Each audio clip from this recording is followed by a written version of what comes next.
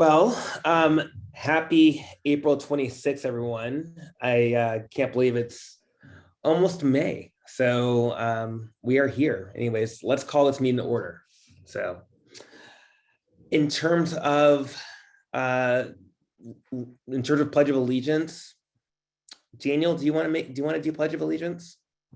Sure, I've never done it. I don't need a sign, I remember it.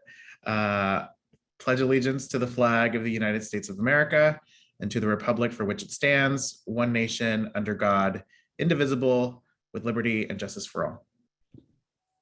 That was fantastic. I can't believe you've never done it before, but I appreciate that. All right, in terms of roll call, Jasmine, can you help us out with roll call, please? Yes, I'm just going to admit a few more folks into the meeting. No problem. Okay, sorry about that. Chair Wilson. Here, present. Vice Chair Zamilpa. Present. Task Force Member Smith. Present. Task Force Member Desai. Present. Task Force Member Washington. Present. Task Force Member Aviles. Present. Task Force Member Separok. Present. And Task Force Member Morton. Great. Well, that's fantastic. In terms of our approval of the minutes, do we want to go ahead and approve the minutes at the time? Anybody want to make a motion? Yeah, motion to approve the minutes, Samilpa. Second. Excellent. The record be noted. Jasmine, do you want to take roll call on the vote, please? Absolutely. Chair Wilson. Yes. Vice Chair Zamilpa. Aye. Task Force Member Smith. Aye. Task Force Member Desai. Aye. Task Force Member Washington. Aye. Task Force Member Aviles. Aye. Task Force Member Separok. Aye. And Task Force Member Morton. Excellent. All right, let's moving on to the public comment section. So this time is set aside for public comment. The public is given the opportunity to address the Social Justice Task Force on any item within its responsibility. Pursuant to the Brown Act, the Social Justice Task Force cannot take action on items not listed on the posted agenda. Each speaker will be allotted 2 minutes, and time will be limited or increased based on the discretion of the task force. The public comment period is to address the Social Justice Task Force on agenda items and/or items of general interest within the jurisdiction of the Social Justice Task Force. If there's anyone who didn't sign up to speak and wish to provide comment, please use the raise your hand feature in Zoom. So first question is, did we have anybody sign up in advance? All right. Then the next question, is there anybody that would like to speak from the public perspective?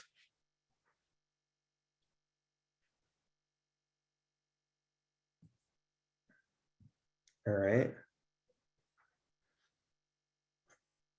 Well, at this time, why don't we move on to agenda item number 6. I believe that we're going to hear from the city attorney's office on a presentation on public contracting and Prop 209. Do we have the city staff and city attorney to speak? Sure. Yes, I was just going to kind of speak a bit before I handed it over to the city attorney, Lauren Langer. So I hope at this point, everyone has had the opportunity to view the attachment, the city's contracting and procurement process document. So if you have any questions about that, feel free to send them over to me, and then we'll kind of provide answers and updates. But the city attorney will be here to answer questions about the contracting process and specifically Prop 209. And as a refresher, Councilmember Erickson and Mayor Pro Tem Shine did introduce an item. They are working on an item to discuss the topic of incentives. So part of the reason the city attorney is here tonight is to kind of speak to some of the challenges that can arise when folks are trying to either provide incentives or look into programs that will provide incentives to specific groups. So with that, I can turn it over to the city attorney. Can we also, sorry, just to make Thank- sure you're clear, can we also make sure we define what incentives are? Because I would like to understand that word is a very big word in my mind.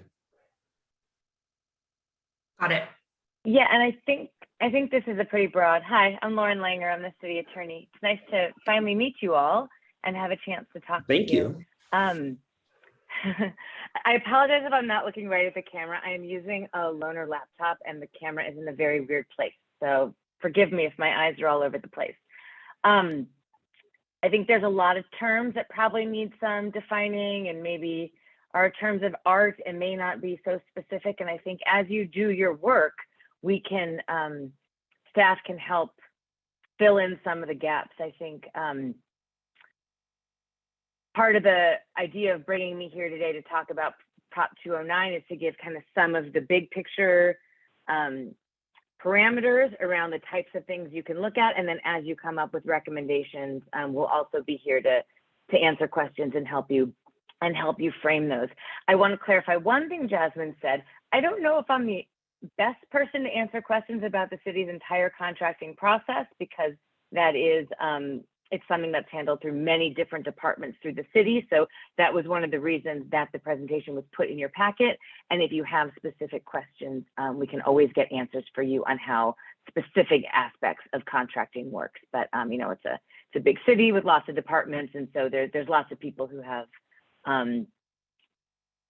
input into that, and we'll make sure we get you the most accurate information. But I think, as I mentioned, one of the reasons that the liaisons and staff asked me to come tonight was to talk about Prop 209, which some of you may be familiar with, some of you may not be, and the public may or may not be. So I wanted to kind of give you a big picture overview of it. For those of you on the line that don't know what Prop 209 is, it was a voter initiative passed in 1996 in California, and it prohibits the state and local public agencies from considering race, sex, color, ethnicity, or national origin in the operation of public employment, public education, and public contracting. Although I think in this context, we're probably just talking about public contracting.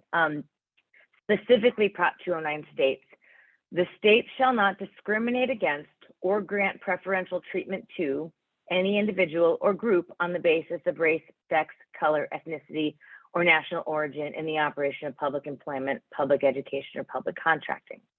So in looking through all the materials about Prop 209, I thought one of the best ways to discuss it is to kind of look at the history and the evolution of it, look at Prop 209, the ballot arguments that were made that the voters saw when they approved Prop 209, and then look at a recent initiative to try and repeal Prop 209 from 2020 and kind of look at all the complexities within that. And then I think hopefully that will give the task force a better understanding of sort of the underlying issues and the limits around government action. So we know this isn't simple. We may not have all the answers here tonight because these are complicated legal questions, but we are here to try and get you the information you need so that you can work on recommendations and continue the good work that you're doing. So we've been doing a lot of research on Prop 209 lately, and it seems that when it was adopted back in 2009, it was a response to a rise in government affirmative action programs that were intended to rectify the effects of past discrimination. So in the years leading up to Prop 209, state and federal courts had begun to interpret state and federal law to allow for race and sex conscious governmental programs to remedy past discrimination. By enacting Prop 209, what the California voters did was curtail those programs and try to bring state and local programs back to colorblind, race-blind, and gender-blind basis. So I pulled the ballot arguments from Prop 209 because I think it's really important to this conversation to understand what was being said to the voters to try and get them to adopt it. And so I want to read to you just a couple points of it because I think it's helpful. So Prop 209 was sold as the right thing to do. The ballot argument said Prop 209 is called the California Civil Rights Initiative because it restates the historic Civil Rights Act and proclaims simply and clearly, the state shall not discriminate against or grant preferential treatment to any individual or group on the basis of race, sex, color, ethnicity, or national origin in the operation of public employment, public education, or public contracting. I won't read you the whole thing, but there's a couple things I want to note. Reverse discrimination based on race or gender is plain wrong, and two wrongs don't make a right. Government should not discriminate. It must not give a job, university admission, or a contract based on race or sex. Government must judge all people equally without discrimination. And these repeated references to discrimination are important to what we're going to talk about at the end. Remember, Prop 209 keeps in place all federal and state protections against discrimination. The ballot arguments say, bring us together. Government cannot work against discrimination if government itself discriminates. Discrimination is costly. And this money could be better used for police and fire protection, better education, and other programs for everyone. Let's not perpetuate the myth that minorities and women cannot compete without special preferences. Let's instead move forward by returning to the fundamentals of our democracy, individual achievement, equal opportunity, and zero tolerance for discrimination for any individuals. Vote for fairness, not favoritism. Vote for Prop 209. And Prop 209 passed with 54% of the vote. As someone who was, just to be clear, someone who was a college student at that time on the campus, this whole thing is a little PTS for me. So I'm just like having a moment. So I'm sorry. I think it's important because when we talk about when they tried to repeal Prop 209 in 2020, it kind of showed that all this talk, it wasn't conveyed correctly. So let me just go on with a couple more things, and then I want to talk about the attempts to repeal it in Prop 2 in 2020. So the first case that looked at Prop 209 was in 2000, and it looked at a program that the city of San Jose tried to implement in response to Prop 209. And one thing that the court made clear was it defined what discrimination means and what preferential treatment means. And so discrimination means to make distinctions in treatment, show partiality in favor of or prejudice against. And to give preference means a giving of priority or advantage to one person over others. So the court found that Prop 209 covers, when we're talking about essentially public contracting, set-asides, quotas, or even goals. Government entities cannot draw lines on the basis of race, ethnicity, or sex. They can't single out minority-owned businesses or women-owned businesses for special outreach or participation requirements. They're prohibited from requiring bidders to show special good faith efforts to minority-based businesses or women-based businesses. Government entities may only establish bidder outreach and participation requirements that treat all businesses the same. There are some narrow exceptions to Prop 209, and some cities and government entities may have created programs in under these exceptions, and so it's always hard to know exactly what different cities have done and why, because there's these two exceptions, which I want to point out. So, so Prop 209 does not prohibit compliance with federal programs to avoid loss of federal funding. So sometimes there might be a federal program requirement that specifically requires preference or outreach to certain groups. And so if the federal funding requires that, a program in California could be adopted. There's also limited instances where the Equal Protection Clause may override Prop 209 because there is specific and identified discrimination that has taken place, and this measure would be implemented to remedy that discrimination. Let's see. So there's been a couple cases that have looked at Prop 209. The California Supreme Court overturned the city of San Jose's minority business and women business programs because it said it violated 209 by granting preferential treatment to these businesses and bidder outreach and participation requirements. There's a case out of San Francisco called Coral Construction, which granted preferential treatment to minority-owned businesses and women-owned businesses by giving them bidder discounts and requiring prime contractors to use minority and women-based businesses as subcontractors or to use good faith efforts to reach out. So in the San Francisco case, San Francisco specifically tried to create programs under the two exceptions, and they agreed that they were granting preferential treatment, but they said, one, that their federal funding required them to do this. And the court said, no, I'm sorry, your federal funding does not specifically require preference to these specific groups. And so your program is not authorized under the federal funding requirement. And then San Francisco said that they adopted their program to remedy past discrimination. And in that case, the court was also struck San Francisco's program down and said that you have to have, the city has to have purposely or intentionally discriminated against the minority businesses or the women-owned businesses in the past. The purpose of the measure has to provide a remedy. The measures must be narrowly tailored, and it must be necessary as the only or at least the most likely means of rectifying the injury. And essentially what the court was saying is, in order to create a program under that exception, cities would need an extraordinarily strong evidentiary basis to justify such measures. So to get to member Wilson's point, and 24 years later, there was an effort to repeal Prop 209 in 2020, Prop 16. And it was actually not approved by the voters in 2020.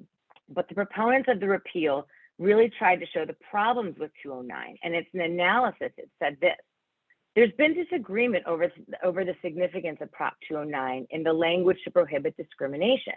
The Judiciary Committee Counsel said the measure's language prohibiting discrimination was largely superfluous, given that state and federal law and the Equal Protection Clause of the 14th Amendment already prohibit discrimination. So what was really new about Prop 209 was the prohibition on preferential treatment. So remember, all that ballot language about discrimination and preventing discrimination, it was really superfluous because what Prop 209 really did was create this ban on providing preferential treatment. And so the arguments in favor of Prop 16 really tried to have the really tried to call this out and make this clear that Prop 16 would have provided equal opportunity for all. It says all of us deserve equal opportunities to thrive. Despite living in the most diverse state in the nation, white men are still overrepresented in positions of wealth and power. Although women and women of color are on the front lines of COVID-19, they're not rewarded for their sacrifices. Women should have the same chances of success as men. Nearly all public contracts and jobs that go with them go to large companies run by older white men. White women make 80 cents on the dollar. There's wage disparities. Again, I won't read it all, but the proponents of Prop 16 trying to repeal 209 was really trying to articulate all of this. Can I just kind of, so one of the big challenges that we've had over the past year is that what we've wanted to do is focus on a program that just acknowledges someone being a minority, not necessarily giving them preferential treatment. So I understand going down the route of 209, but implementing a program that gives someone a business certification that acknowledges their minority status in place in society as someone who's working hard in an underrepresented business in the city of West Hollywood, I don't think is against the law. However, if we were to give them preferential treatment and bidding on something, I think you're right. However, having someone with that status and then allowing that that company not to get preferential treatment, to be invited though purposely by other prime contractors and other people that may want to leverage their services and helping facilitate that conversation. I don't think that's against the law. That's just creating opportunity for BIPOC individuals, in my opinion. So maybe I'm wrong, but maybe you can help me understand that a little bit more.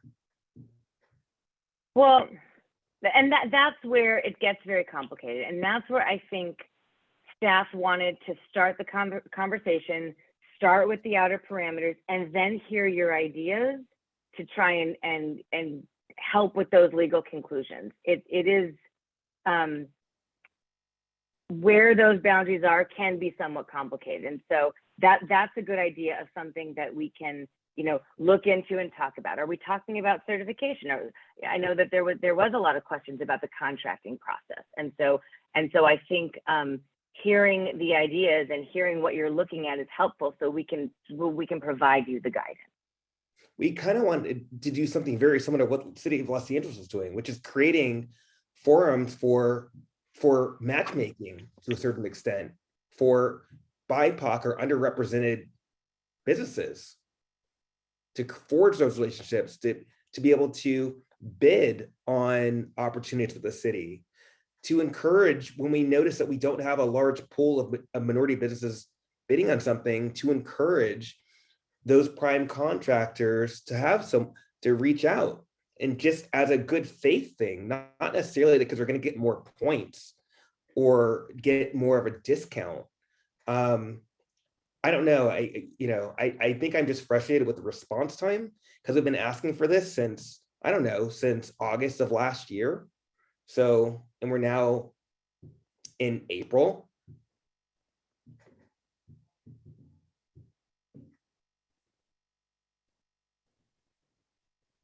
And I think I think you have your hand up, Daniel.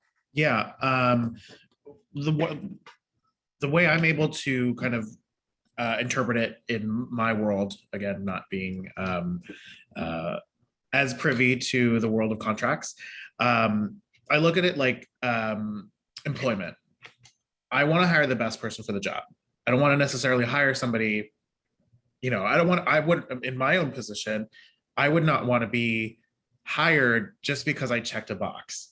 I think what we're trying to find is the places where we're at least able to become more aware, make businesses more visible, because they're out there. I mean, like I think what we're continuing to run into is, it's not that like there are not BIPOC, women-led, queer-owned businesses that are not qualified to be bidding on these contracts. I think it's just traditionally what we continue to find is that there is either, and I'm not making any accusations, organizations that, have years and years of experience because they continue to get the business. I think that it's not necessarily that there is anything really that we have to do in the sense of like, oh, well, we have to give them, a leg up or whatever, because I think they're already qualified. I think, to Chair Wilson's point, it's just, we're just trying to make sure that everyone is aware, like, because, that we're trying to even the playing field is I think what we're trying to achieve here. But correct if I'm wrong. Good. All right, Task Force Member Avalos. Do you have a comment? Hi, everyone. Can you hear me? I'm kind of in a really bad cell reception area. So I guess my question about, and I appreciate, Lauren, you going over like Prop 209. My question would be now, because I know that we're kind of at a point of frustration as a task force. And because we've been really trying to push the needle forward, and it just kind of seems like we aren't getting anywhere. My question is this task force, was it set up to be done a little too prematurely because we didn't know how impactful Prop 209 was, and therefore us pushing the needle forward is kind of at a standstill until we figure out how to navigate through what is Prop 209?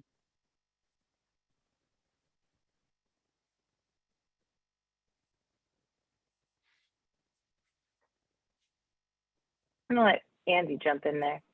Hi, and I know Krupa has her hand up, so maybe do you want to go first, and then I can kind of respond in terms of in response to Mito's question and sort of recommendations in moving forward. Maybe I'll jump in just in case it's related to however you might respond, which is I'm trying to track the memo that we read from the city manager's department and those recommendations based off of Councilmember Shine and Erickson's request for that analysis, and where does that stand based on all of what you've just said about Prop 209 and what is and isn't allowable? Has that already been vetted? And I want to be careful about what we talk about here versus the analysis you do otherwise, so I think you know what I'm balancing. So I'm just curious, where does that memo stand in terms of the recommendations? Yeah, so I'll jump in quick and then Lauren, you can jump in, but I think you just actually touched on exactly what I was going to say. So basically, part of the reason for this to have taken a while to get to the point where we're presenting it to the Social Justice Task Force was because this item was already directed from the council members. And so, obviously the city attorney's office has been working on this topic already because of this direction from the council members, and Lauren has provided her research and that's basically where we are in terms of the council members' initiative. It hasn't come back again to the city council for consideration. In terms of Mito's question, I think there have been several things. Our city council members are extremely active in wanting to address many racial justice and equity issues. So there have been several staff reports and initiatives that they have brought forward that have been things that you all have discussed throughout the past year of this task force. And there has been a lot of overlap in some of those conversations. I think our goal for now, in terms of developing and solidifying the recommendations that you all are going to present to the city council, will be building on many of those things that they've already discussed and that they've given staff to discuss, and saying, yes, we agree with this. And also we think that you should do X, Y, Z. So, in terms of this topic in particular, I think it makes perfect sense for you all to say, thank you for, getting this conversation started and for giving this direction. From our perspective, these are things that we think the city council should continue to discuss and approve and provide further direction to staff and the city attorney to review. I don't think Lauren's going to be able to say tonight, yes, we can do a certification or not. But I think it would be very beneficial if in your recommendations, you are listing all of those things that you think the city should do. And we'll bring those to the city council for them to then give further direction to staff and to the city attorney to implement what can be implemented. So just wanted to kind of put that out there for next steps. I know that this has been sort of a drawn out process, but I think the timing is also good because you all are kind of developing those recommendations at this point. So it is something that can be included. And I want to say one other thing, and that is, I mentioned this earlier, can't always say if a program another city has, I can't speak to whether it's legal, whether it follows Prop 209, whether it was adopted before Prop 209, but we are trying to get in conversation with those divisions in some of the cities that have some of the programs that we've heard are very good and have good ideas. And so we're continuing our research and we're continuing to find out more. And we're trying to get resources to you all so that you can make, and so the council can implement good programs and you can make good recommendations. I understand those things take time, and I understand that can be frustrating. And I think it's all so difficult, as Andy mentioned, when things are happening on the same path, and it can just, be inherently awkward and take a little bit longer. So, we apologize for that, but we'll do our best to get you the information that you need to provide helpful recommendations to the council. Thank you. And we do recognize you're one of a group of people. So thank you for taking our questions and our frustration. The next person, I guess, to raise our hand is task force member, our vice chair, Zelmelpa. If you'd like to speak. Yeah, I don't want to get too far off track, but I know that this is something that I would like to bring up later. I do want to thank city staff continually for everything that you guys have continued to do and bring to the table for us. I think this topic is very, very timely to the position that we are in as a task force. The law is written to be black and white. There's not, the idea of social justice isn't something that was written into any of these laws. That's why we're here. That's why it does take time to do this interpretation and figure out, well, what is right? I, as a person of color, I don't have the answers myself. This is for the work that we're doing. So I do want to take responsibility on myself and the rest of my task force members that this is why we're having these conversations, as long as they may take. I think, again, it goes back to what is our understanding of what this task force, role, things that are coming out of it, what was our end goal, et cetera, et cetera. Now we're at a year. I do think that this is all part of it. So I don't want, the narrative of a lost year, a year where we haven't done anything to continue, because I do feel like we have, and city staff especially has continued to bring conversations, and I feel like we've left. Who said that narrative? What was that? Who said that narrative? I'm sorry, keep going. Sorry, that's just the narrative that I'm getting off of comments that I've continued to hear. So that's just wanted to say that. All right, keep it going. All right, sorry. All right, sorry, not Congresswoman. I'm sorry. Task force member Desai. Yeah. Okay. So just to thank you, Congressperson. Okay, I'm advancing already. I think just to advance the conversation then, and I appreciate all that context. So if from my seat, when I read these recommendations that are in this memo, I really like them. I think if there is a way to make them happen, they're great. I'm not going to do the analysis right now, nor am I asking you, Lauren, to tell us, are they, good or not? But I think directionally, they meet some of the needs and worries that we've had. And so I'd want to know if, what can we get through? And if we can't, where there are models and wiggle room to find other pathways to still get to those outcomes.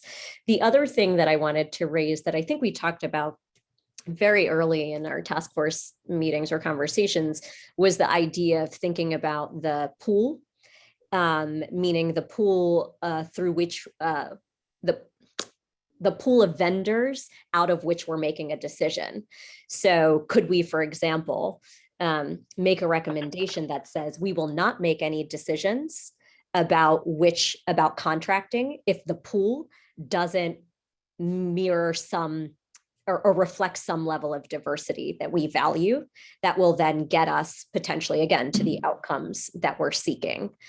So that to me is not discriminating. It's saying before we even get started, we need to start from a place of a diverse pool.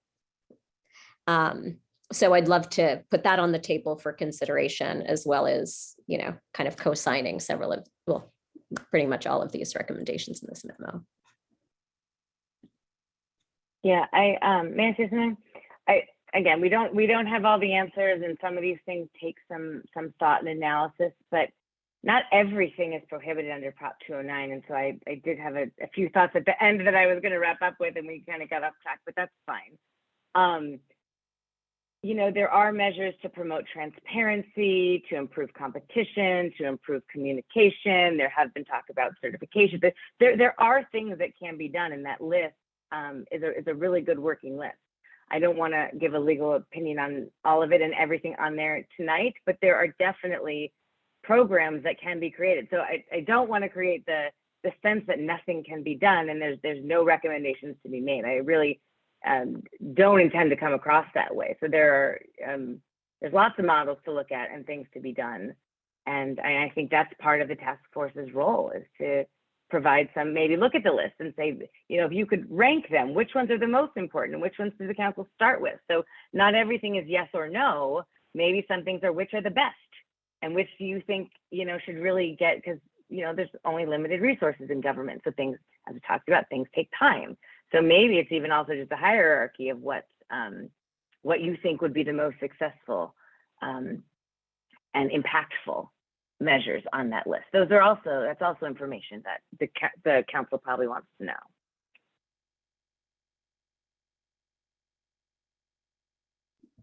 Well, thank you.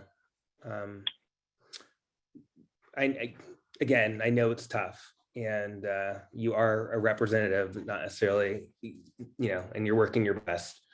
I noticed that city staff member Lovano, you took your camera back on. Did you want to make another comment? Is that why, or were you just being supportive of your colleagues? Just just moral support. No, I was also just gonna say, I think in terms of next steps, because the recommendations for this aren't part of this item. And I think it needs more discussion, maybe at the subcommittee level, and then maybe at the next meeting, we can kind of refocus on developing the recommendations on this topic based on what the subcommittee decides in their subcommittee meeting. I was just gonna offer that as a suggestion, but up to you all. Sorry, so are you saying, because this was originally supposed to be part of the scope of the Economic Development Subcommittee, is that the one that you're referring to? Yeah. Okay. So I would like to make a motion to continue this conversation as part of the Economic Development and Community Development Subcommittee and come back to this larger task force with a recommendation for in the May meeting. So that is my motion. Chair Wilson.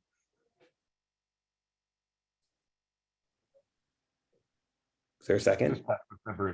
Are you asking for it to be tabled?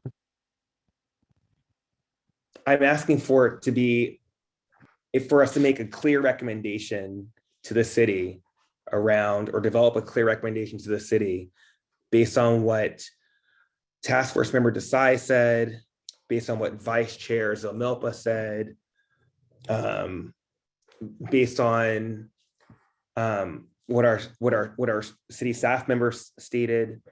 I think we just need to have some clear recommendations, taking into account 209, and having the task force agree that we are ready to go to the city with those recommendations. Just to clarify, it's to go to the city staff, or sorry, city council with what the incentives are?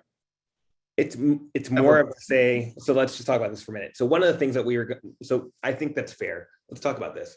One of the things that we had said that we were going to do, right, as part of, this is part of the scope or sub-scope within the Economic Development and Community Development Task Force, was to talk about RFPs, right? And to talk about,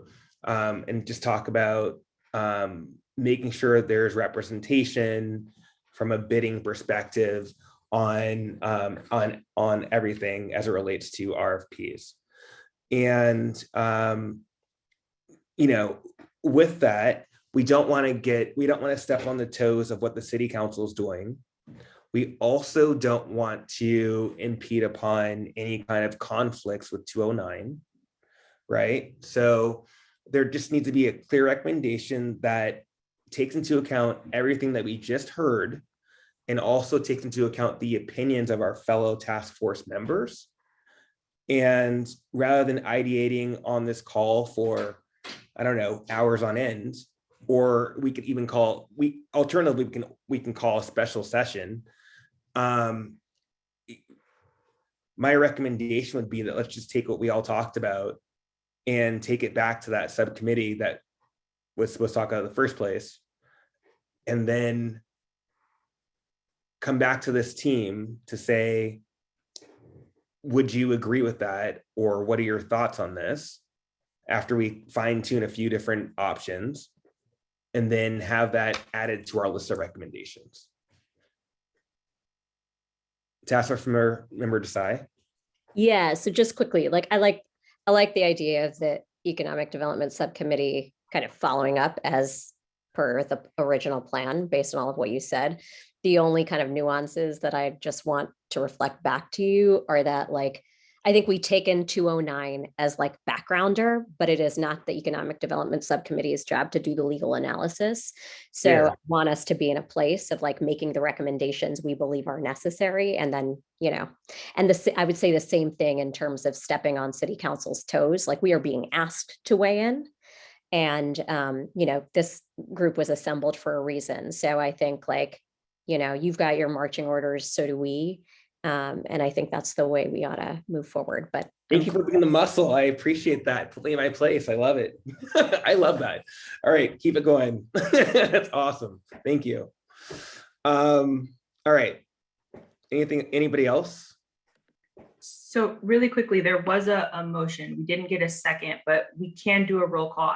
And I do want to make sure that Lauren didn't have anything else she kind of wanted to speak on. If not, that's totally fine. We can kind of, you all can forward those comments or questions to me, especially if it relates more so to the contracting side. And then we can kind of continue the conversation at the subcommittee level. Yep. But there was a motion, so I'm not sure if. Yep, seconds, Amilpa. Great. Okay. Do you want to do a roll call? Yeah, I can do that. Okay. Chair Wilson, Aye. Task Force Vice Chair Zamopa, Aye, thank you. Task Force Member Desai, I, Task Force Member Smith, Aye. Task Force Member Separok, Aye. Task Force Member Morton,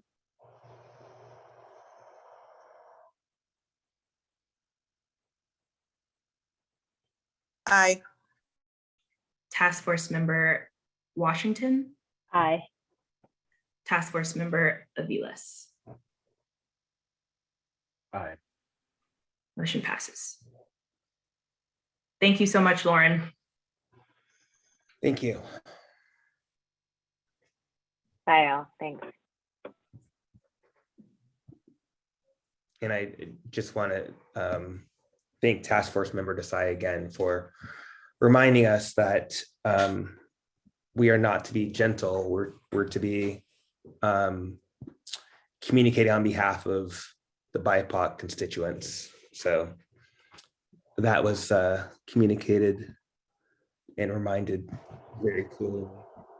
The other piece, I think now we have, moving on to item number 7, the Maroon Society, I believe, has a presentation that's detailing the final report for needs assessment. Do we have speakers? I do, and actually hi everybody, my name's Katie Egan. I work for the City of West Hollywood in the Social Services Department, division. And so I just wanted to give a brief overview of how we got to this report, where it's coming from, just as a reminder to the task force and then also to the public. And then I'll pass it over to the Maroon Society team. I promise I'll be very brief, but just as a quick reminder, back in October 2020, City Council directed the Social Services Division to perform an analysis of social service needs as it relates to community members of color. So the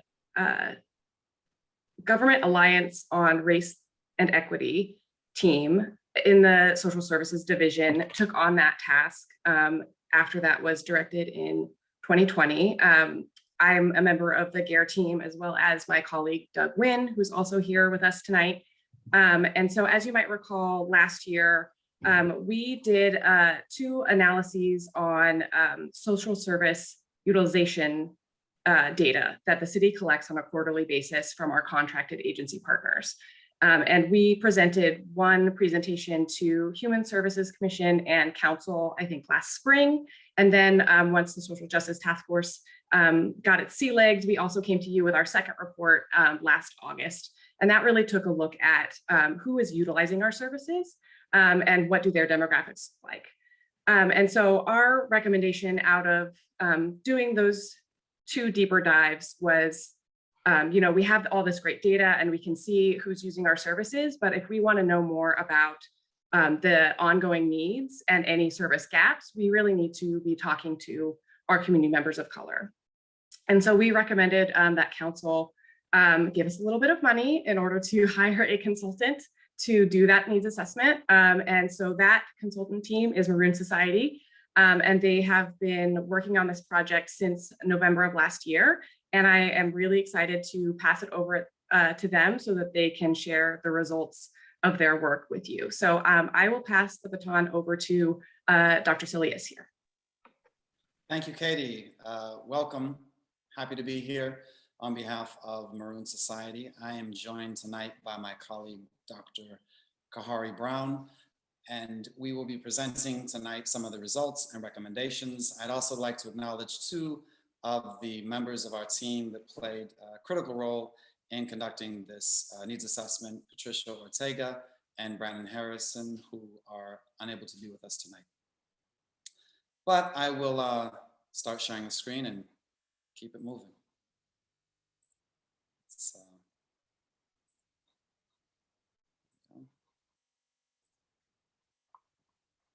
So, the needs assessment focusing on community members of color.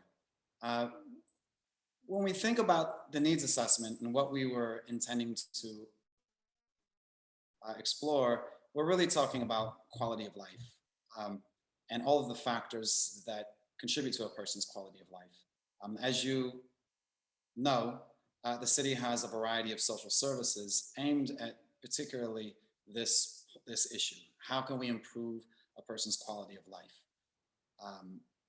There isn't one definition of quality of life, but when we think about the factors that make up a person's quality of life, it generally has something to do with their ability to get an education, find a job, earn an income in order to pay for life necessities like housing and health, and ultimately have safety from violence.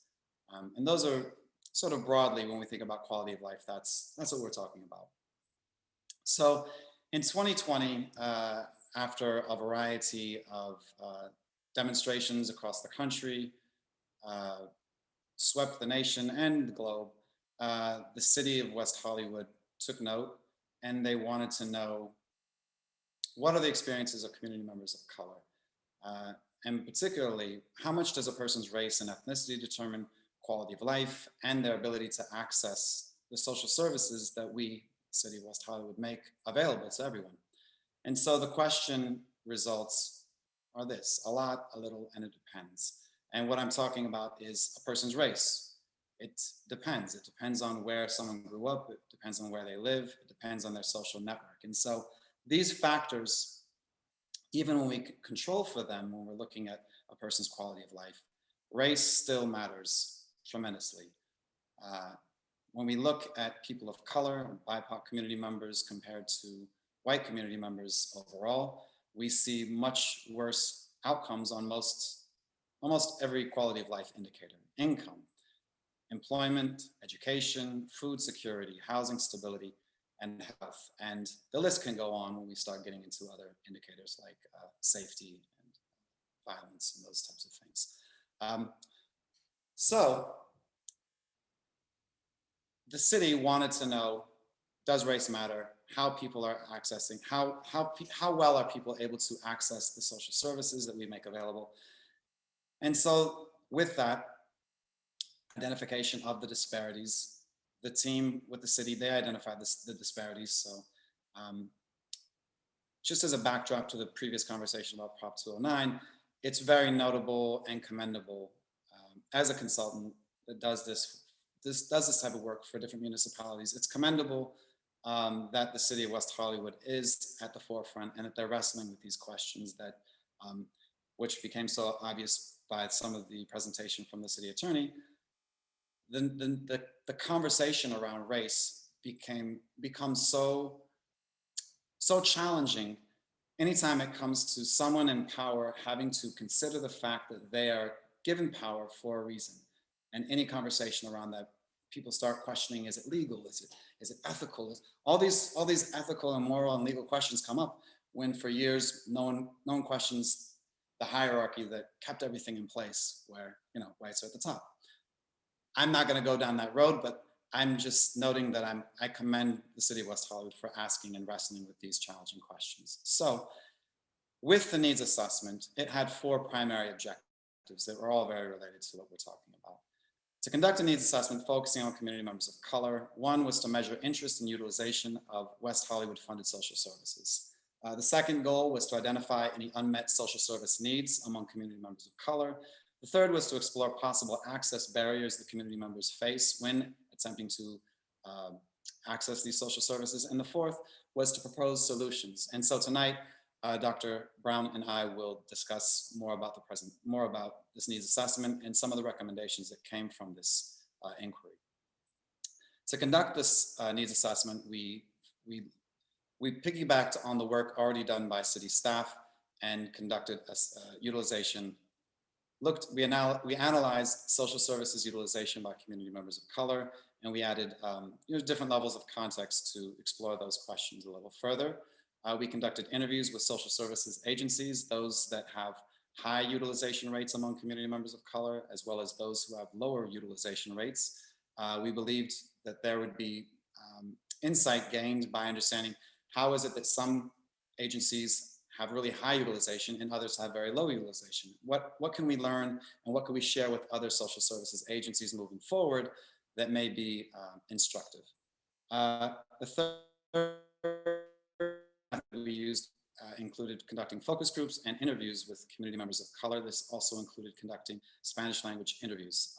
As you all likely know, there's a substantial number of people that work in the city of West Hollywood that are monolingual Spanish speaking, who oftentimes may be both undercounted and unaware of the vast variety of services that are available to them. And so in collaboration with the city staff, the GARE team, we felt it was really important to make sure that all of the methods that we use are inclusive of those community members. And that meant that we conducted the qualitative phase, the focus groups and interviews in Spanish. Although we were not able to conduct a focus group in Spanish, we did conduct interviews, and the survey, which is the fourth method, was widely available in both English and Spanish.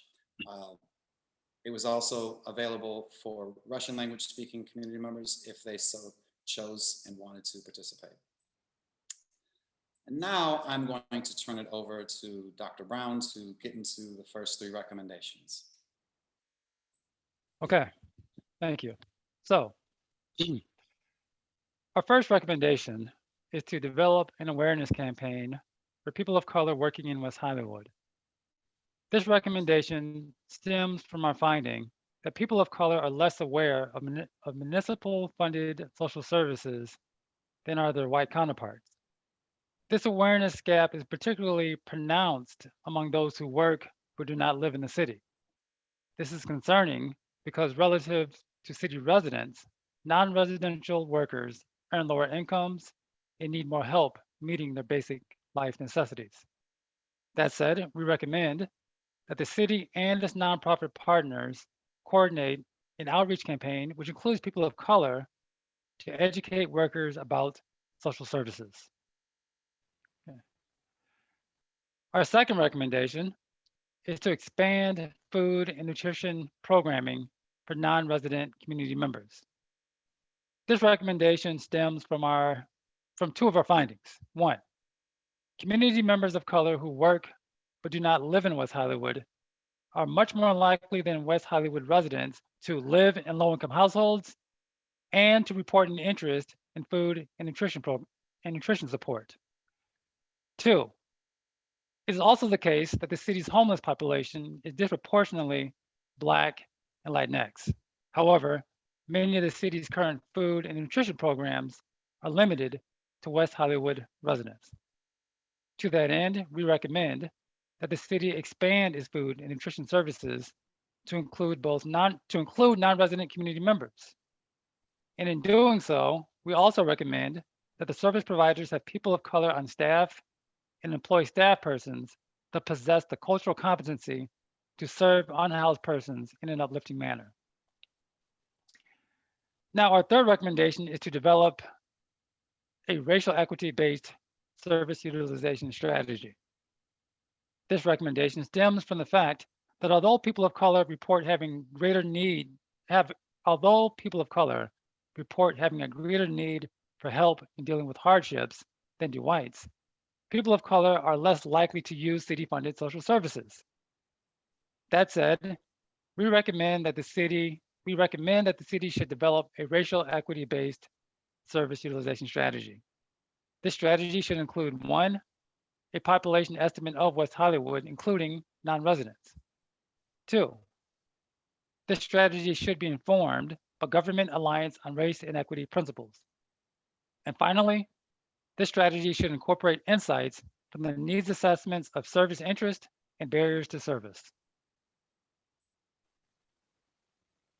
Thank you, Dr. Marna, and I will continue with the remaining recommendations. So the fourth recommendation really is in support of the third recommendation that Dr. Brown just shared, and that is with the strategy that we propose that the city develops, that we also recommend that there is an evaluation component to that service utilization strategy to make sure that the goals are being met. And so with any strategy, it requires a multi-phased approach. Some of those phases would include engagement and collaboration with the current social service agencies to refine that strategy. As you all know, the city works with a dedicated group of social services providers that are the front line for making sure the vision of the city is executed. And so it's really important to engage with them to make sure that the strategy has buy-in and can be successful. The second is to educate the service providers about the goals and the data requirements of an evaluation, and then to evaluate that strategy. And so the recommendation is that the city should develop a plan to measure progress toward that racial equity strategy that it develops, should it develop that strategy, develop one. And the evaluation should include clearly defined evaluation goals, metrics, data sources used to evaluate progress, and a schedule for reporting the results to the City Human Services Commission, City Council, and other relevant stakeholders such as this body that we're presenting to this evening. The fifth recommendation is to create a centralized information portal about contracted social services. In much of the qualitative phase of this research, we encountered community members facing difficulty, one, recognizing that they are community members, if they're community members of color that live, that work, but don't live in the city. And then in focus groups and in interviews, when we had community members going to the city website to interact with the current available services, many of them found difficulty identifying what services they qualify for, especially those that had limited English reading comprehension and computer skills. The process, there's a variety of very valuable information, but it can be a bit daunting for a variety of community members, those that I just mentioned, and some of the older community members also experience some challenges, not all the time, but sometimes when it comes to a digital divide. And so the recommendation is that the city should create an information portal on their website that offers really clear descriptions of city-funded services, qualification criteria, and the application requirements. That's for the short term. In the long term, we recommend an application be available on the website, on the city's website, that a person can go in, they can put in some of their demographic information, and it would automatically list what variety of services they qualify for based on their responses.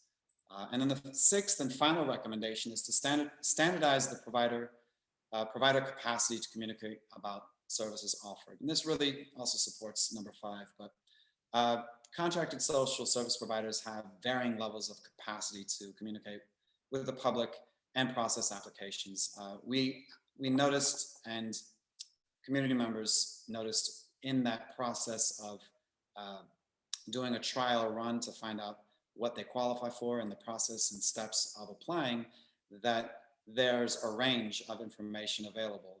And some of the providers have really clear steps, others are a little bit more limited and confusing for community members. And so we recommend that the city standardize what information they expect from the contracted service providers to make available on their websites. Some of the standard information that was requested includes the service offered, the criteria required to apply so that people aren't wasting their time on an application that they will be denied the services for, the estimated time to receive a response, and a schedule of when they should be able to receive services should they qualify. Additionally, it would be helpful for people that are less technically savvy and have less access to working in high-speed internets to have a telephone number that's operational with hours of operation where people are answering the phone, and if they don't have the capacity to answer the phone, that at least there's a really clear message where someone could say, hey, we're going to get back to you within whatever that period of time is, 48 hours, 72 hours, whatever that may be, so that people can understand that they're in good hands and that their requests and their needs are not being ignored. As you may know, many of the people that are qualifying and in need for these life, I don't say saving, but these services that really can make a huge impact on someone's life, they're already in a difficult state. And if they are reaching out for help, sometimes that takes overcoming a barrier already. And so it's really helpful if they have a soft landing when they make that initial contact. And so I will leave it with that. Thank you all, and I'll open it up to discussion.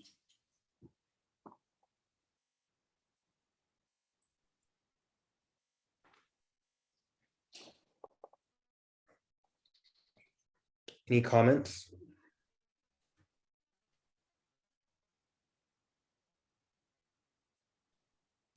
Well, I have a question. Go ahead. Go ahead. These recommendations are great, and thank you for putting this all together and reviewing the packet. There's a lot of research and everything.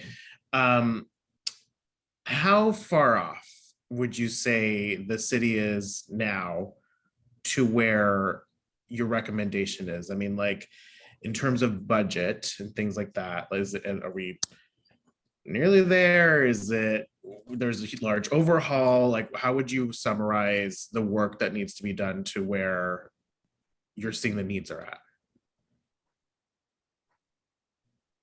I'm happy to jump in on that one.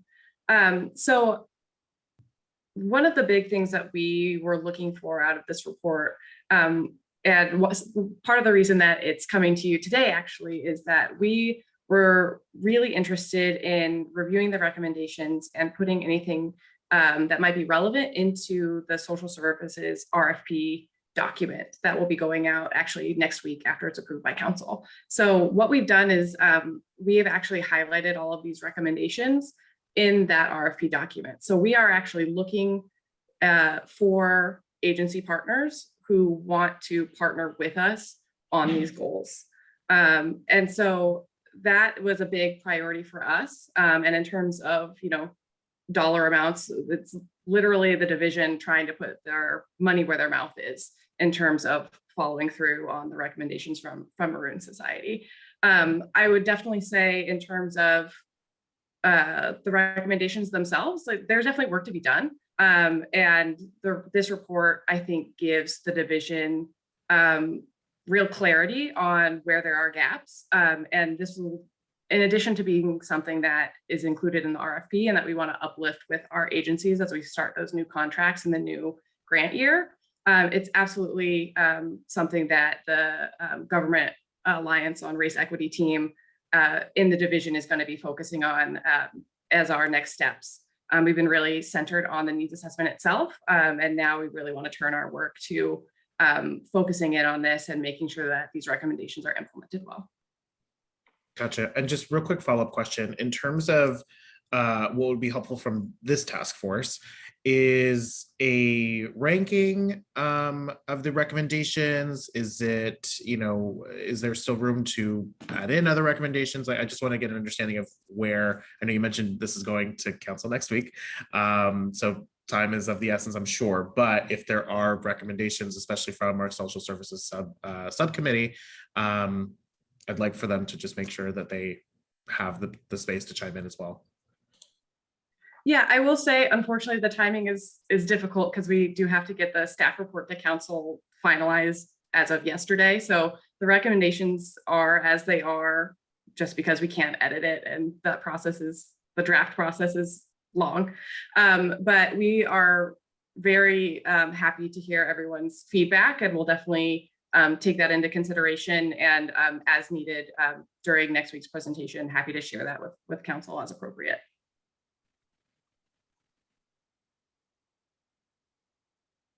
Thank you.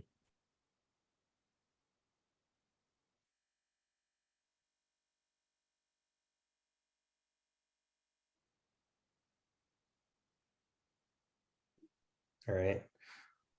I do want to say thank you for taking the time to create those recommendations. We took from that as race matters. So I appreciate that. It does. Thank you. Thank you.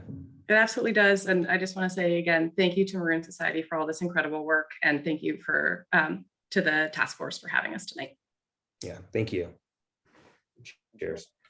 Take care. All right, moving on to, that was a very powerful presentation. I think the next piece, right? So hearing from the city's governmental affairs, liaison on legislative items of interest to the Social Justice Task Force. I think we have Hernan Molina to speak. Is that correct? There we are. All right. I think you're on mute, by the way. There you go. I'm having a hard time unmuting myself. All good evening. It's very nice to join you here. I was listening while I'm typing emails on the bills that we are sponsoring. And I appreciate the opportunity to meet some of you and see some of you again. By the way, I know only one other Seperac, and I think it's your brother, Jorge, Marlon. So yeah, he's my brother. You have a brother, okay. He's a very good friend of mine. I haven't seen him or talked to him in quite a few years, but every time we see each other, we are instantly reconnected. So I felt I had to mention it because talk about 6 degrees of separation. Yeah. So I'll talk to you offline later. But it's definitely a pleasure for me to be here. It's been a while since we met in March of this year with the Public Safety Subcommittee. I have reviewed for them not only our legislative process, but a few bills, and I will mention some of those bills later. I shared with Jasmine, and I have another, I will be able to share another more current report of where those bills are. But before we talk about bills, I wanted to give you an overview of how we operate when it comes to positioning the city on different bills. And when I talk about bills, I am 95% of the time talking about the bills that are dealt in Sacramento, in the legislature. And that's mainly because it's really our bread and butter, as because of the way the country was set up by the framers, states are truly laboratories of democracy. And our state is a bellwether state, as you would probably know. A lot of the policies that are started here are eventually mimicked or adopted by other states. And truly what happens in California really impacts all of us who live here. And the truth is that given the polarization of our country, the bills that are enacted enacted is a way of saying, because really they don't get enacted, they get introduced. In Congress really seldom goes anywhere, even though Democrats have majorities. Those majorities are very slim. And I don't think I have to explain to you that, for instance, the Voting Rights Act has been a major disappointment for the progressive community. And we couldn't get that done, unfortunately. So we put our energies and very limited resources in California. Now, in order for us to go ahead and take positions on bills, we need to have sort of a blueprint and map. And for those of you who are a little bit older like me, I will mention the Thomas Guidebook. Some of the younger crowd will have to Google what a Thomas Guide is. And you will probably use, like I do today, I will pull my phone and do a Waze to find my direction. Well, in legislative policy, our Waze or our Google Maps is what it's the legislative priorities. And the legislative priorities are adopted every 2 years, and they coincide with the 2-year legislative session for the California legislature, which is the current one is 2021-2022. We are in year 2 of this session. Congress operates also into 2 years. California and Congress run on the same cycle. Congress is on its 117th uninterrupted session. And I said uninterrupted because, unfortunately, with people like our former president, we could have had an interrupted governmental cycle and congressional cycle if they got away with what they wanted to do on January 6th. And that is not a political comment. It's just a matter of fact, unfortunately. And in the work that we do, we meet before the session starts, and this year will be between October, November, and December. We meet with the council after we have gathered input from different stakeholders. And because your commission, your task force is new, this will be the first time that we will be talking to you at the time to gather input. The last cycle coincided also with the change in our council our council membership, if you will, and the election of Council Member Erickson and Seppi Shine was reflected also on those legislative priorities. And I say that because as I work with every member of the council, I get input. From some of them, I get a lot of input. From some of them, I get some input, very specific. And they all have different interests.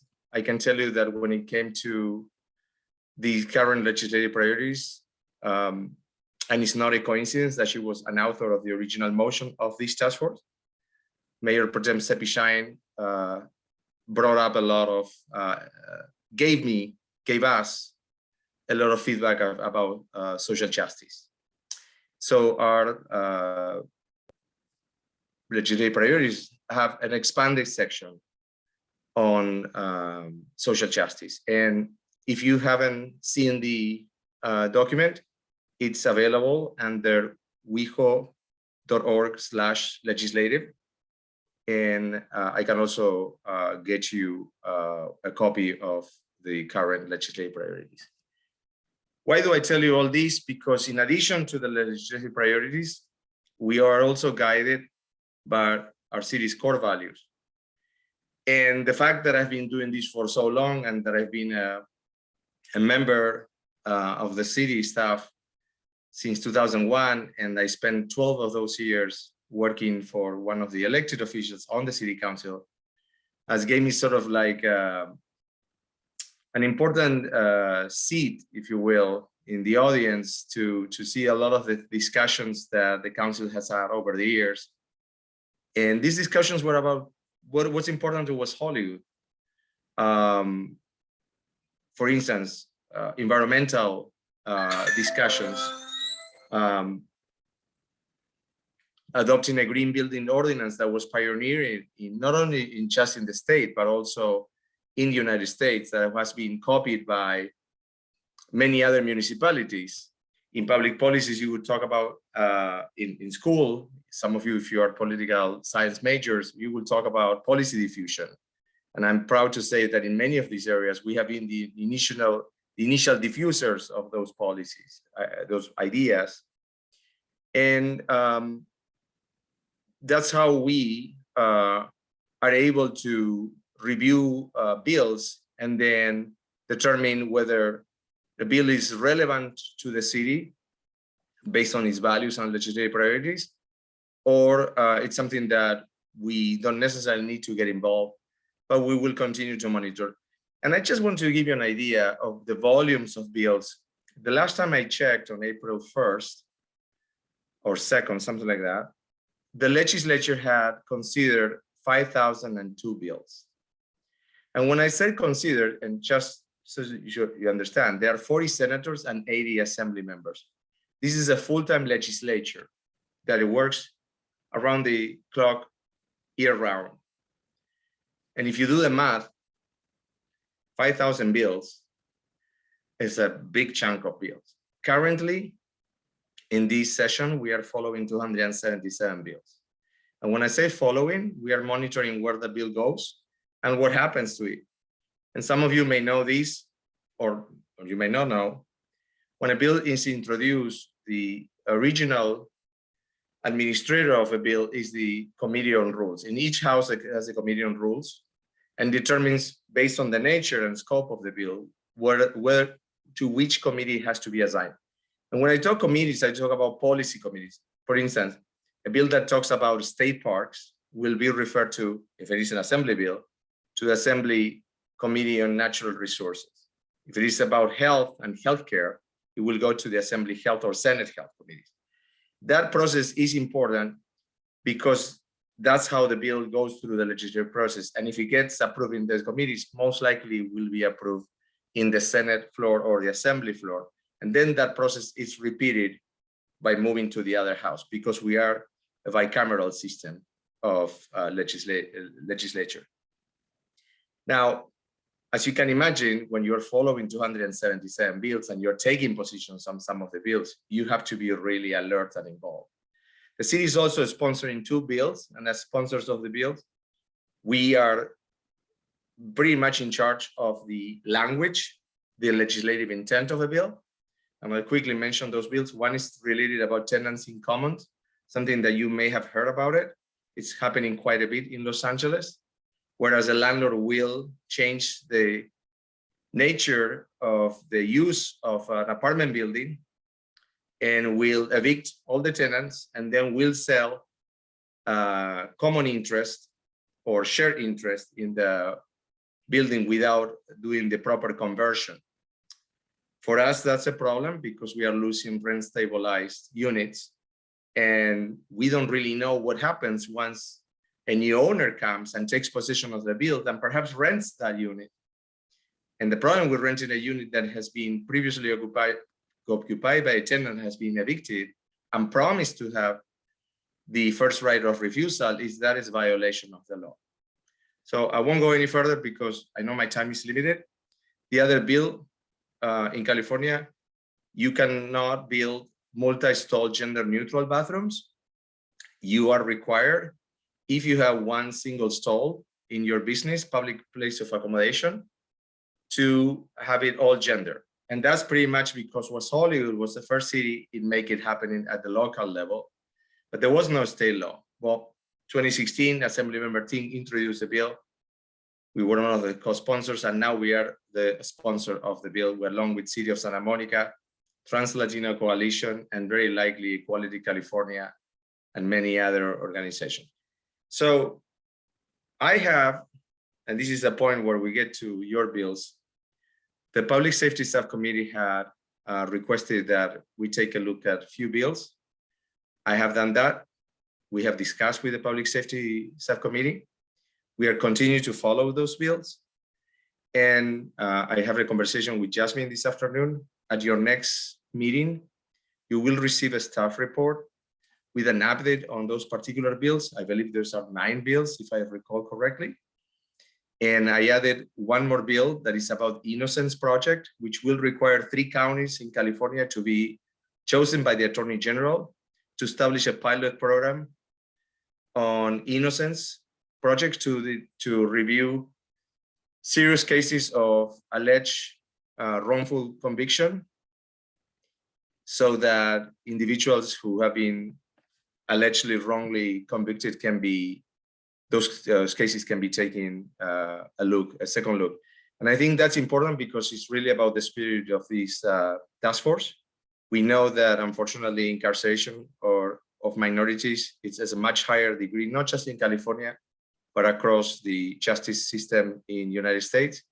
So I couldn't think of a better bill for you all to consider when reviewing staff recommendation, and then you taking a look at the recommendation and making a recommendation to the City Council, which in turn will tell us, please go ahead and communicate the city's position accordingly. So, and what we do, communicate that position, we communicate it to our Assembly member, Richard Bloom, or our State Senator, Ben Allen, who are very diligent in checking with us as to where's the position of the city of West Hollywood in different bills. So with that, I'll open up for any questions, which seems like this is a very engaged task force, and I look forward to any discussion.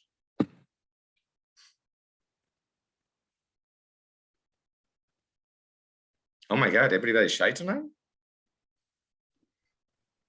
I don't know. You answered all my questions and a million questions in our Jonathan opened his mic, so Jonathan was the first person I met on this task force.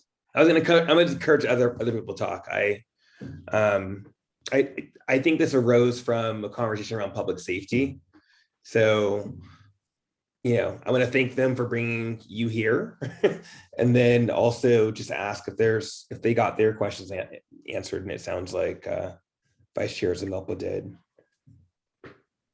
Yeah, I thought we had a very lively conversation. Yeah. I remember being in Washington that evening. So Marcus has a question. Hi, Marcus. Task Force Member Smith. Hi, Hernan. I remember our previous conversation, but the one thing I think I would like to share, can you show the body again how we could look up certain bills and how we're following them? Yes. So I don't have an ability to share screen, but I can send, anyway, I can tell you the legislature, and there is no chat, correct, Jasmine? All right, so Jasmine, can you as a host share with the group? I actually made you a co-host, so you should be able to share your screen. Oh, yes, you are. Okay, so I'm gonna go to here. So what you are seeing right now is the California Legislature's website. And if you take a look at here, where it says leginfo.legislature.ca.gov, this is a public website and anyone can take a look at bills. You can also register. If you go to the corner here, is the upper right corner, where it says login. You can also create an account and follow bills. And you see here where right next to where it says version, it says track bill. I'm putting my mouse right there. You can also follow bills. And you can follow the bills that we discussed, and I can make available, I can actually, since I can share, I'm gonna share the report that I was reviewing as you all were talking. Give me 1 sec.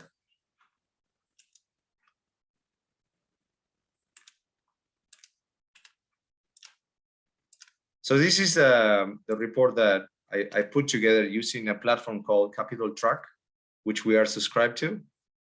You don't have access to it because it's $3,000 a year for membership. It's not cheap, but they do an amazing job.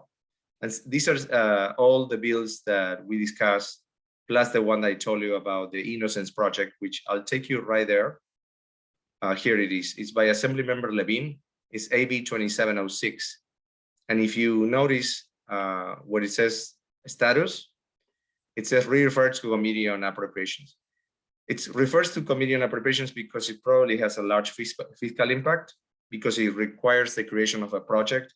And in order for a project to operate, you have to have staffing, you have to have attorneys and the like, obviously. And unless the governor and the legislature come to an agreement, this bill may die in committee. We'll see. I will also make these report available to all of you, as we discussed previously. And then at your May meeting, you'll be able to have a consideration of recommendations and then make your own recommendation. And I saw that does that answer your question, Task Force Member Marcus Smith? Thank you. Task Force Member Washington, did you want to speak? Yes. Hi, Harnan. I'm curious about how a bill is marked urgent. I noticed that the Innocence Project had a no status by it. Yeah, you know what that means? An urgent statute becomes law as soon as it gets approved by the governor. The legislature approves it and sends it to the governor for signature. Mm-hmm. The moment the governor signs it, becomes law. Whereas a non-urgent statute becomes operative January 1st, 2023, or whenever the intent or the bill says that it will become operative. Why do I say that? Sometimes, for instance, in land use bills, it says on or before January 1st, 2026, the cities and counties will have to comply with certain requirements. So it gives 3 or 4 years for a bill to become operative and for the requirements of that bill to be requirements. So that's what it means. Clarification. Absolutely. Cool. Anyone else? All right. Yep, go ahead.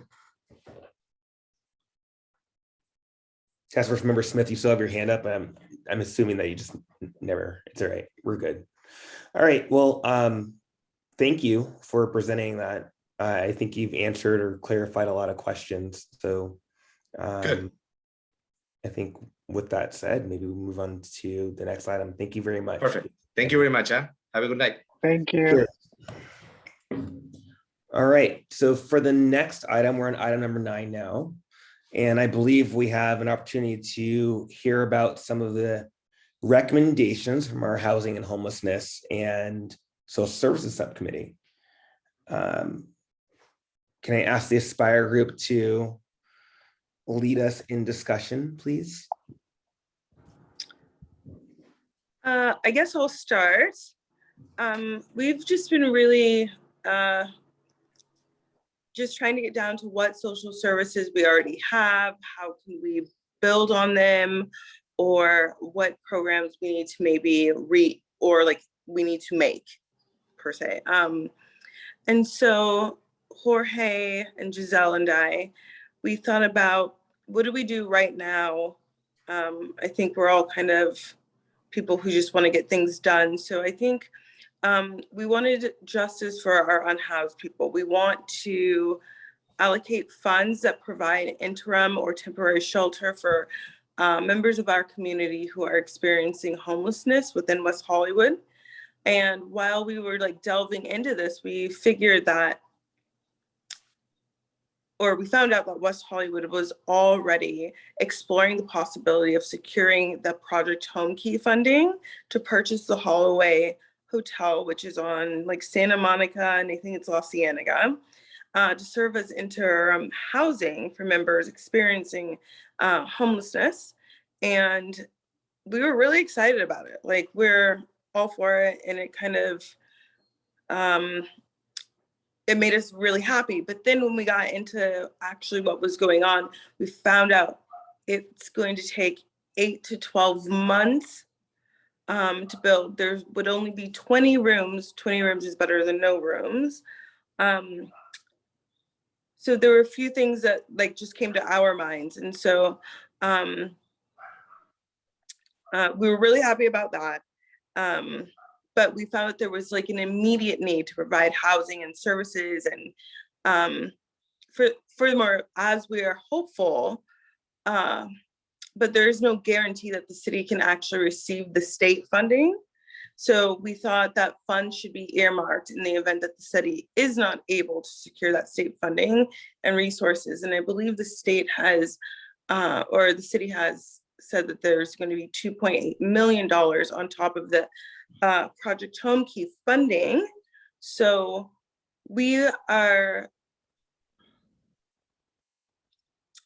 recommending that we find a plan B, basically, because the emotional and psychological effects that go into like living in that circumstances lead to, you know, they're not protected, and there's at least other, you know, at-risk behavior. And so that's why I really loved the Maroon Project. I think that's their name. They said something quality of life. I found that really that it spoke to what we're trying to do for people, quality of life, and West Hollywood could do that.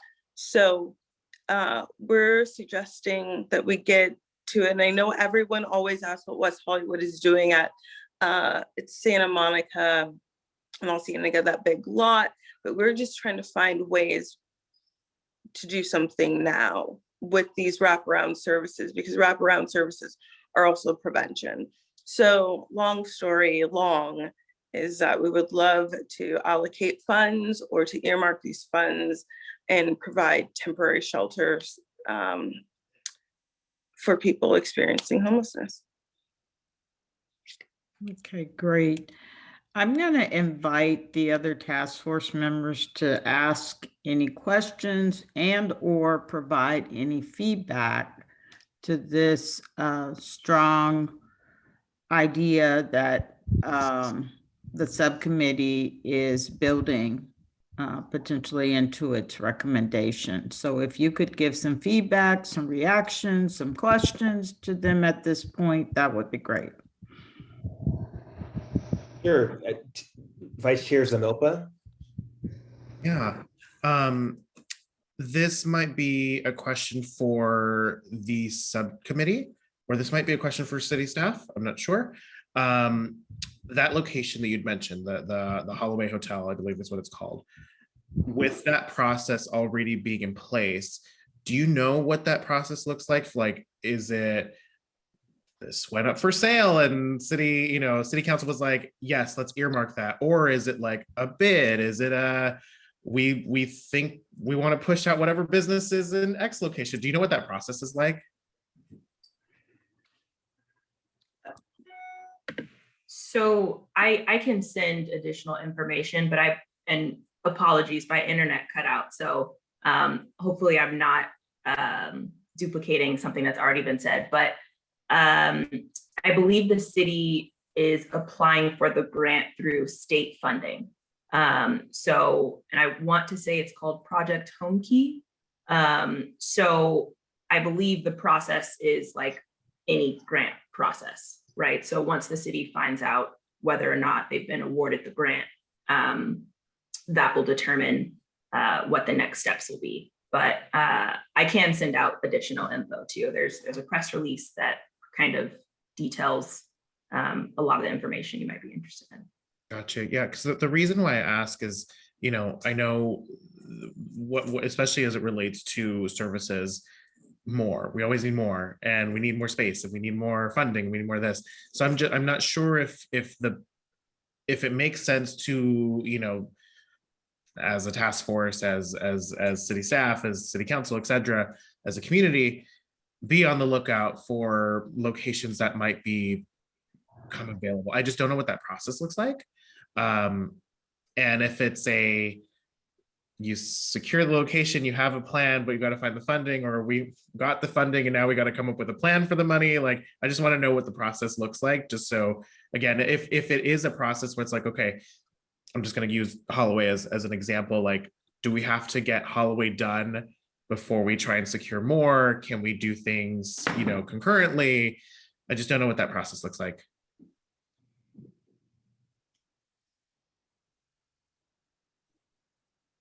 Great. I'll just say I'm not sure I do either, but I can definitely take the question down and see if I can get some answers. I know that in addition to the grant, the city is planning on using or allocating a certain amount of funds as well.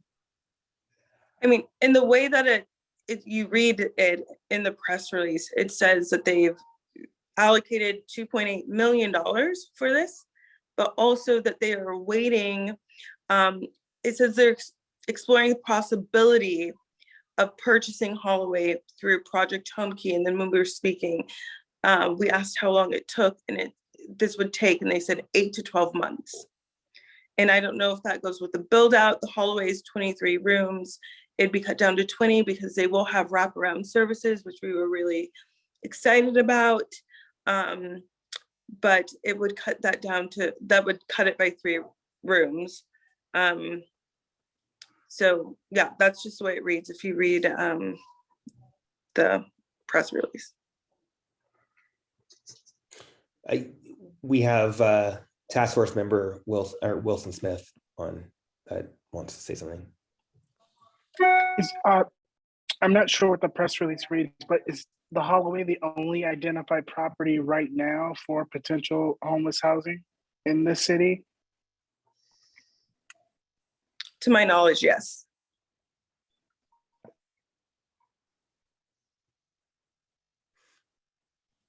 I guess my question to you is, one of the advantages of thinking through multiple potential recommendations is that inevitably we do find out something that may hurt one of our recommendations.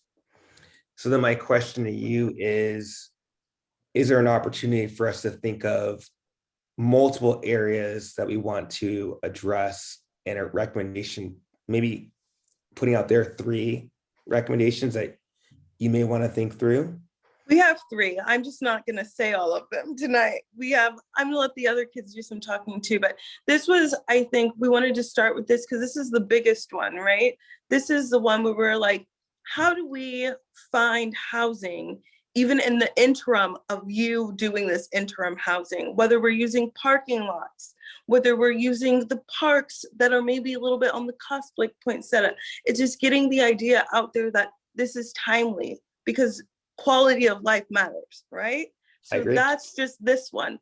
But I can hand it over. I think Jorge will take it over because, if we can't do this right now, if it does take 8 to 12 months, I think that we can have a hub. We can have somewhere where people can at least check in, can get services, and can do all those things. And Jorge will talk to you about that recommendation. So I'll hand it over to you, Jorge. One question before you guys go into that, and this is just a question, I don't know the answer. Is there, for homeless services that are being offered within the city, are there always therapists on staff? Or mental health professionals on staff? So we went over, I think with Corey, we went over, the Met team. I think it's kind of transitionary. I think they're trying to get funding to always have that on call. So also in our 3rd recommendation, that will be something that we talk about, and resources, because we can't have all of these things without resources. And when we talked with people like Corey, who do these things, they were understaffed and they couldn't get everything. So resources is going to be really, really vital and key when it comes to unhoused and housing. Mm-hmm. Mm-hmm. And Jonathan, in that same conversation that Shannon mentioned, one of the things that Corey brought up that I really loved is that they've seen a trend where when a homeless person is having a mental health crisis, a unit dedicated to that is called versus the police. So. Right.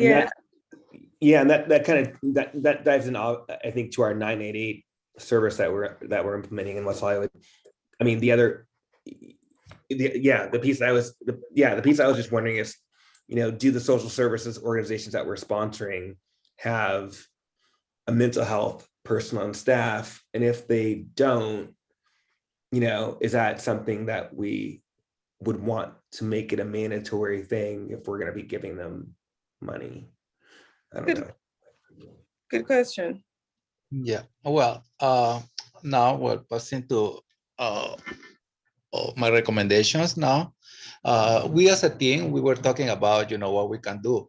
We were pointing to ourselves, we pointing you guys, like letting you know that anything like Mr. Molina was saying, anything that the West Hollywood City do or change that they can do is gonna be follow or copy for other states. And what we're trying to do is like, we don't require right now with our recommendation like millions of dollars. We are trying to make a change with some funds from the city hall, of course, but we were thinking, like, we don't gonna say everything like you tell me about. Well, right now the recommendation, like, they say that we should, the homeless person should go to the library to get some, they were thinking that that's gonna be the point that they can go ask for help, or a place that they can show up to look for any help, any funds that they can get. But we thought that we were talking, I think that we put ourselves in the situations like we were homeless, like for me, anytime, even for me, I'm not homeless, but anytime I go to the city, to the library, I see cops around, I see it's a kind of protect building. I see that they always have something going on over there. So it's gonna be complicated for somebody that don't feel, completely comfortable with themselves to go over there to look for help. So we were thinking that maybe we can find like a place, like a neutral place or more comfortable place for these homeless persons to go. We were thinking about the area for Plummer Park, maybe a kiosk or an area that the city hall can provide because, they have big space over there. So we can start, start with something, start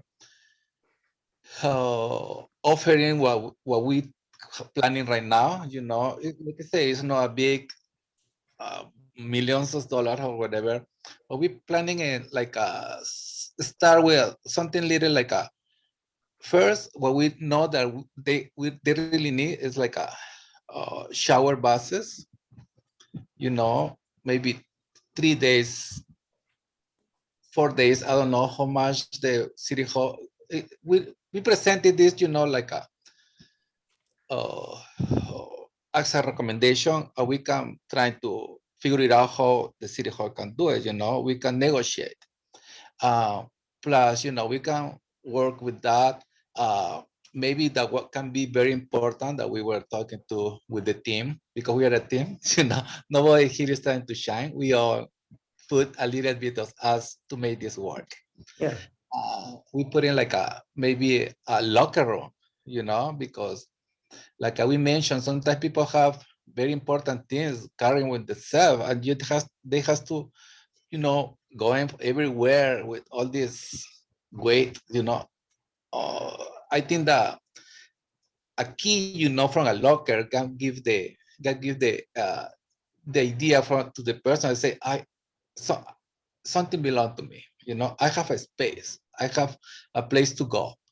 So we were trying to find a solution because we know that we love the project from the hotel that they're planning in Holloway, but we know it's gonna take too long, and we are, I think the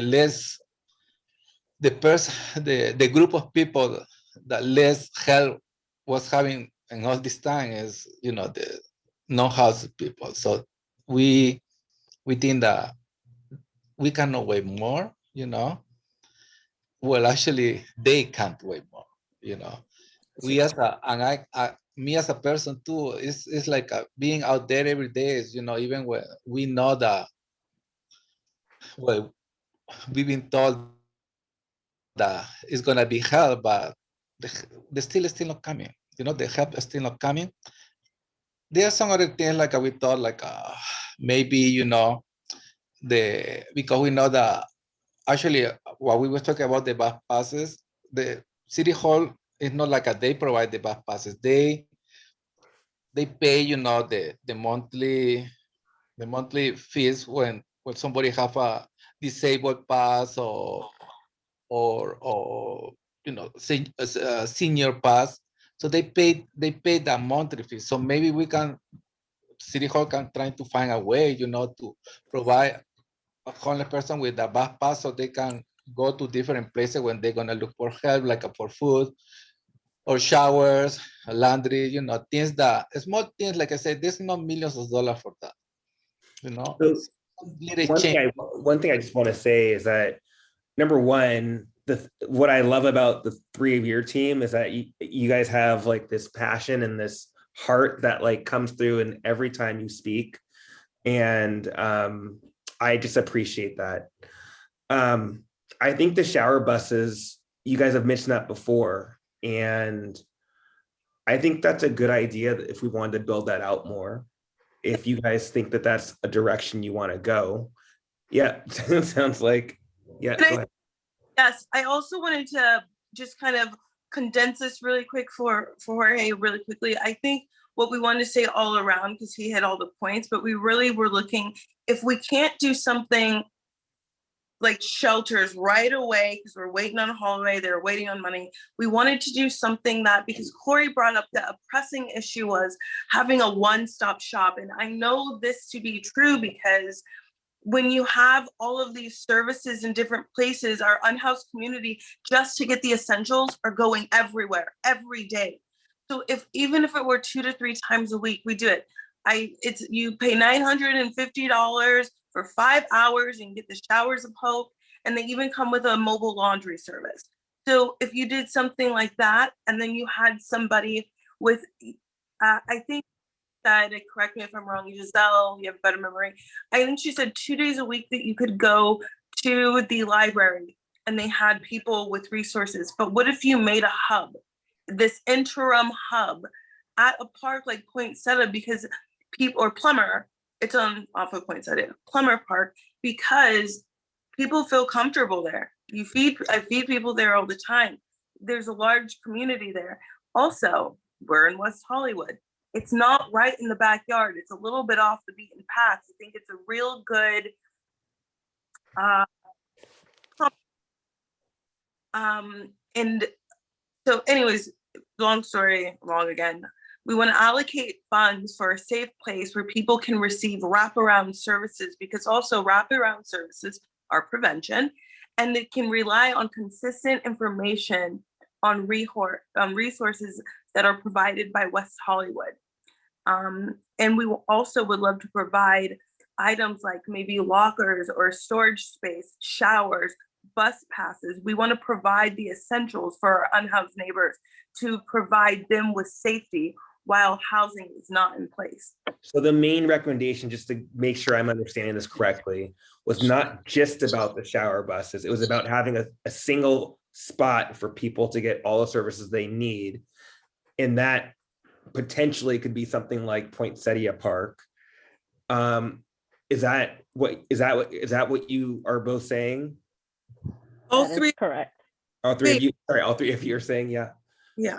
Okay. And just to note, it was so great to see the Maroon Society's recommendation around needing a portal for this centralized information, and then acknowledging that some folks don't have internet or cell phones. So just having a physical place that feels safe, that we can consistently give people information and create awareness. I agree, Giselle, because I'm looking at our notes and it says like cell phone days. So there are people, social services that come out with cell phones. They might not always have, internet, but if they know that they can always go to this Plummer Park on a Tuesday and a Thursday, and they can get what they need, we're on the right track. Yep. And appreciate that very much. And Vice Chair Zamilpa, you've been very patient. So Well, one more thing, you know, I just wanna put ourselves in the homeless people, you know, bodies. You guys, this is like we were talking last time with my team. This is not about like be sleeping in the street, no, because it's people that just live in different places, like on a camping and on the mountain. They sleep in the street, out. But this is about that they put in their life every day. They are on risk, different kind of risk. You know, male, female, they can, anything can happen, you know. It must to be so hard for these people to have a real rest. So this is emergency, you know. That's why it's not just that we have people sleeping outside. No, it's not just that. It's people risking their life and their health, everything, every day. So one more thing before you go, Vice Chair. You mentioned $950. Shannon, is that money that's expected to be sponsored by the city per person? Is that what you're thinking?